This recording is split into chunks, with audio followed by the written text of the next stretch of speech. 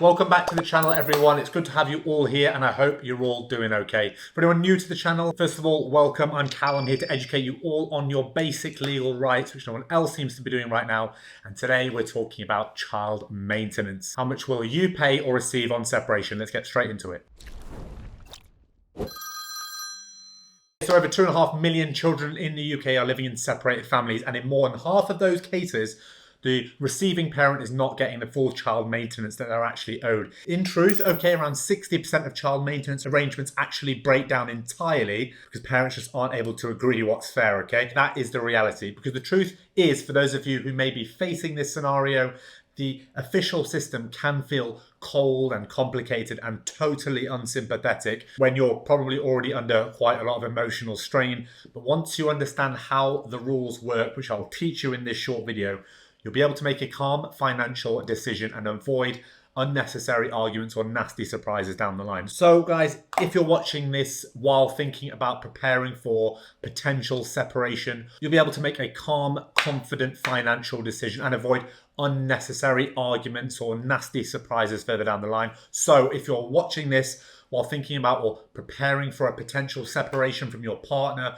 or perhaps you've already split up and you have no clue about what your child maintenance obligations are going to be, first of all, you are not alone. I'm going to very simply and very quickly explain exactly how child maintenance is calculated in the UK, how much you might be expected to pay or receive, and of course, why. I'll explain the different ways you can pay. What happens if your circumstances changing during that time? Will your payments change? And finally, how will it be enforced? How can you enforce those child maintenance obligations on someone who suddenly stops paying, for example? And of course, I'm going to do it all in just 9 minutes, so let's get straight into it. Okay, first I need to help you understand what child maintenance actually means in the UK in order for you to understand what you'll be paying and why. So what does it actually mean? Well, child maintenance, or child support, which is another word for it, is a regular, reliable payment made by one parent to the other to help cover the everyday costs of raising a child after separation. This is not about who is the better parent or who earns more. It's about what's legally fair to the child.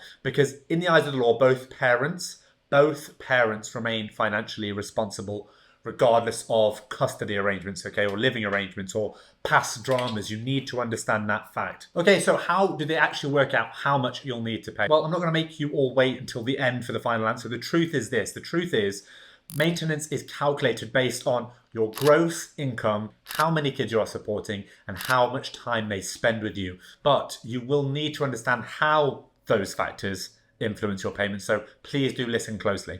There are multiple ways to arrange child maintenance after separation. It is not a one-size-fits-all thing, and it's not even mandatory to go through a government service or the courts if you can work things out between yourselves. So the main routes are, number one, a family-based arrangement, a private agreement between the two of you. Like I said, this is where you both agree on an amount and a payment schedule, all privately. No court, no CMS involvement.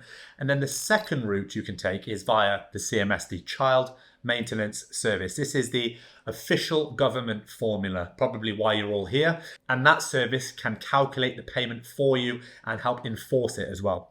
Then you have the third and final route, which is the court order, the consent order. This is basically where you'll get a court-approved, legally binding agreement on child maintenance payments.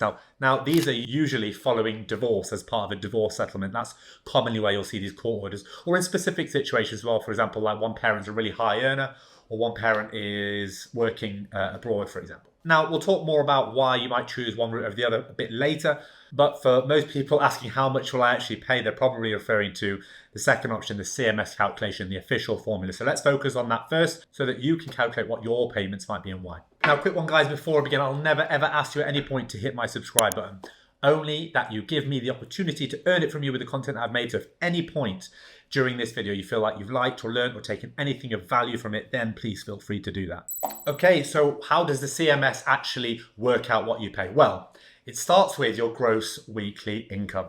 That is your income before tax, not after tax, guys. That's your income before tax, but after your pension contributions. If you're employed, they'll get this information directly from HMRC. So no, for anyone thinking that you can fudge the numbers, you can't fudge the numbers, not really. And if you're self-employed, they'll just use your last tax return. Income can be hard to hide. So let's look at the bands first. So if you are earning up to £200 a week, this is the lowest rate, you might pay a flat rate of £7 a week.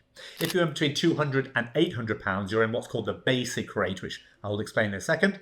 And then if you earn from £800 to £3,000 a week, you might pay a slightly higher reduced rate, which I will also explain in a second. And if your income is actually above £3,000 a week, then you'll have to go through the courts because the CMS, Child Maintenance Service, only calculates up to that amount, unfortunately. Okay, so once your gross income is known, then the CMS applies a percentage depending on how many children you have, okay? Depending on how many children you're going to be paying for. And like I said, you've got the basic rate. And it says if you have one child, it will be 12% of your gross weekly income. If you have two children, it will be 16% of your gross weekly income. And if you have three children, it will be 19% of your gross weekly income. So let me give you an example. If you're earning £500 a week, let's say you're earning £500 a week, you're in the basic rate. And if you have two children, that's 16%. 16% of your £500 a week salary, which is therefore £80 per week in child maintenance. That's the basic rate. Now, if you're on the higher rate because you earn more than £800 a week, which I talked about before, then you'll pay a slightly reduced rate on any income beyond that £800, not all of your income. Okay, that's simple enough, right? So you should be able to get a broad understanding from just that. Well, actually, no, not yet. What about shared custody? Many of you out there will share custody. Then what about if you have the kids 1 or 2 nights per week? Surely there needs to be an adjustment for that, doesn't there? Well, yes. That is why we have the shared care adjustment. This is where things can really ease the pressure on you, or add to it, I guess. So if your children stay overnight with you at least once a week, you'll get a discount on your payments. Why? Well, because the law recognizes that you're also covering costs, like you're also covering costs of food and heating and toothbrushes at your place as well, even for just one night a week. That makes sense, doesn't it? And here's how it works. If your children stay with you 52 to 103 nights a year, that's basically 1 to 2 nights per week, then you get a 1/7 reduction on your payments. If they stay with you 104 to 155 nights a year, which is essentially 2 to 3 nights per week, then you get a 2/7 reduction. If they stay with you 3 to 4 nights a week, you'll get a 3/7 reduction. And you can see where I'm going with this. And then for 175 or more nights, which is basically half the year, that's 50% off, okay? Plus a further £7 per child per week deducted. That's it, and that's fair, really, isn't it? This isn't about playing games or clocking nights to save money. It's about genuine shared parenting and making the calculation reflect the reality of the arrangement between you. Because child maintenance isn't a punishment. It's not something to resent or weaponize.